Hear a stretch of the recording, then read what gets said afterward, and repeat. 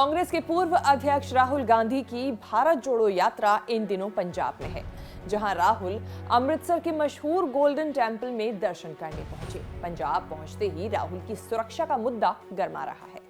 उनकी सुरक्षा को लेकर कांग्रेस चिंतित है। कांग्रेस का ये डर जायज भी है, क्योंकि बीते वक्त में भी गांधी परिवार के दो बड़े नेताओं, पूर्व प्रधानमंत्री इंदिरा गांधी और राहुल गांधी के पिता राजीव गांधी की हत्या सुरक्षा में चूक के चलते ही हुई थी। ऐसे में ये कहावत बिल्कुल सटीक बैठती है कि दूध का जला छाछ भी फूंक फूंक कर पीता है। ऐसे में क्या कुछ सुरक्षा केंद्र सरकार की तरफ से राहुल गांधी को दी गई है और कितनी कैसी सिक्योरिटी उनकी रहती है, इस रिपोर्ट में हम बात करेंगे इसी मुद्दे पर। नमस्कार, मैं हूं कीर्ति और आप देख रहे हैं न्यूज तक। पंजाब और जम्मू कश्मीर में भारत जोड़ो यात्रा को लेकर केंद्रीय सुरक्षा एजेंसियों ने जरूरी इंतजाम किए हैं। वैसे इसके लिए पिछले साल दिसंबर में कांग्रेस ने गृह मंत्री अमित शाह को चिट्ठी लिखकर राहुल की यात्रा के दौरान बेहतर सुरक्षा व्यवस्था की मांग की थी। ये चिंता 24 दिसंबर को राजधानी दिल्ली में हुई यात्रा के बाद बढ़ गई।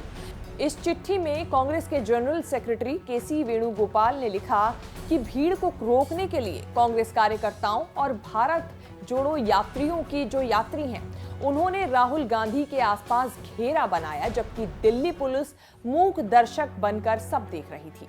इन सब के जवाब में सीआरपीएफ का कहना था कि यात्रा को चलाने वालों की तरफ से ही सुरक्षा नियमों का पालन नहीं किया गया। वेणुगोपाल की इस चिट्ठी में पूर्व प्रधानमंत्री इंदिरा गांधी, राजीव गांधी और अन्य कई कांग्रेस नेताओं के बीते समय में हुई हत्याओं को लेकर जिक्र किया गया था और कहा गया था कि सरकार को प्रतिशोध की राजनीति में नहीं पड़ना चाहिए और कांग्रेस नेताओं की पूरी सुरक्षा सुनिश्चित करनी चाहिए। इसके अलावा चिट्ठी में 2013 में झीरम घाटी नक्सली हमले का भी जिक्र है, जिसमें छत्तीसगढ़ में कांग्रेस के पूरे नेतृत्व का सफाया हो गया था। बता दें कि 1984 में राहुल की दादी इंदिरा गांधी की हत्या उनके सुरक्षा कर्मियों ने ही कर दी थी। इंदिरा गांधी उस वक्त देश की प्रधानमंत्री थी। इंदिरा की हत्या के बाद सुरक्षा व्यवस्था को लेकर भी गंभीर सवाल उठे थे। इंदिरा की हत्या के 7 साल बाद ही राहुल के पिता राजीव गांधी की हत्या कर दी गई थी। आतंकी संगठन लिट्टे ने 1991 में मानव बम का उपयोग कर तमिलनाडु के पेरुबंदूर में राजीव की हत्या कर दी थी। ऐसे में राहुल की सुरक्षा में किसी तरह की चूक ना हो, इसीलिए पंजाब और जम्मू कश्मीर के सीमावर्ती राज्य होने के चलते यहां सुरक्षा के कड़े इंतजाम किए जा रहे हैं। हाल ही में जम्मू में टारगेट किलिंग की घटनाएं हुई हैं और कई ड्रोन एक्टिविटीज भी इन इलाकों में देखी गई है। यही वजह है कि यहां वीआईपी को आईबी की थ्रेट परसेप्शन रिपोर्ट के आधार पर सुरक्षा के कड़े इंतजाम रखे जा रहे हैं।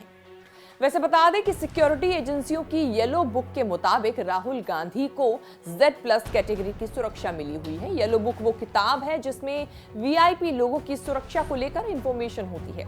सोर्सेज के हवाले से मिली जानकारी के मुताबिक उनकी सुरक्षा में ASL यानी advance security liaison, 58 commando, 10 armed static guard, 6 PSO एक समय में राउंड द क्लॉक, 24 जवान, 2 एस्कॉर्ट में round the clock, 5 watchers 2 shift में रहते हैं। इसके अलावा एक इंस्पेक्टर या सब इंस्पेक्टर इंचार्ज के तौर पर तैनात रहता है। इसके अलावा खबर यह भी है कि वीआईपी जहां ठहरेंगे वहां आने जाने वाले लोगों के लिए 6 फ्रिस्किंग और स्क्रीनिंग करने वाले जवान तैनात रहते हैं। इसके साथ ही round the clock train 6 driver होते हैं। लेकिन राहुल गांधी इस समय पैदल यात्रा कर रहे हैं, तो भी उनके साथ गाड़ियों का काफिला रहता है। बता दें कि 2019 तक राहुल को Z+ नहीं बल्कि SPG सुरक्षा दी जाती थी, जो कि अब सिर्फ देश में PM को ही दी जा रही है।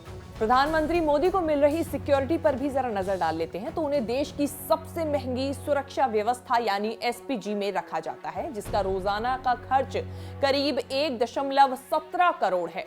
SPG कमांडोज की सुरक्षा 4 लेवल की होती है। पहले लेवल में SPG की टीम के पास सुरक्षा का जिम्मा होता है। SPG के 24 कमांडो PM की सुरक्षा में तैनात रहते हैं। कमांडोज के पास FNF 2000 असॉल्ट राइफल होती है, सेमी ऑटोमेटिक पिस्टल और दूसरे अत्याधुनिक हथियार होते हैं। प्रधानमंत्री बुलेट प्रूफ कार में सवार रहते हैं। काफिले में 2 आर्मर्ड गाड़ियां चलती हैं।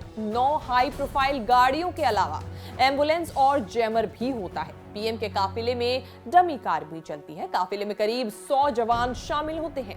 ठीक इसी तरह की सुरक्षा कुछ साल पहले यानी 2019 तक राहुल गांधी और प्रियंका गांधी को भी दी जाती थी, लेकिन संसद में एक कानून पास हो जाने के बाद उन दोनों से ही ये सुरक्षा को ले लिया गया था। बता दें, राहुल गांधी के नेतृत्व में 7 सितंबर को तमिलनाडु के कन्याकुमारी से शुरू हुई भारत जोड़ो यात्रा हरियाणा के बाद अब पंजाब पहुंच चुकी है। ये यात्रा 30 जनवरी को जम्मू कश्मीर के श्रीनगर पहुंचेगी, जहां राहुल गांधी तिरंगा फहराएंगे और इसके साथ ही भारत जोड़ो यात्रा समाप्त हो जाएगी। राहुल गांधी की ये यात्रा तमिलनाडु से शुरू होकर केरल, कर्नाटक, आंध्र प्रदेश, तेलंगाना, महाराष्ट्र, मध्य प्रदेश, राजस्थान, दिल्ली, उत्तर प्रदेश से होकर गुजर चुकी है। आपको हमारी ये रिपोर्ट कैसी लगी? फीडबैक जरूर दें। देश विदेश से जुड़ी तमाम बड़ी खबरों के साथ अपडेट रहने के लिए देखते रहिए न्यूज़ तक।